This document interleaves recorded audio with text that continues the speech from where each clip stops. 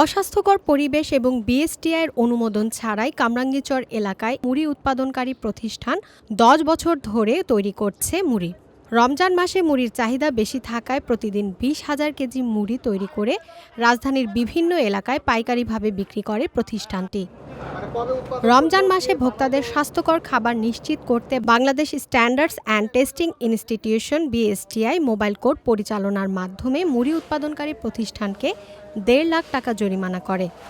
সম্পূর্ণ অস্বাস্থ্যকরভাবে মুড়ি উৎপাদন এবং বাজারজাত করার তারা প্রক্রিয়াটি অনুসরণ করছে এবং আমরা তাদের লাইসেন্সের কোনো কপি তারা আমাদেরকে দেখাতে পারিনি। ৩০, ৩১ ও ৪১, ৪৫ ধারায় আমরা এটিকে ১,৫০,০০০ টাকা অর্থদণ্ডে দণ্ডিত করেছি।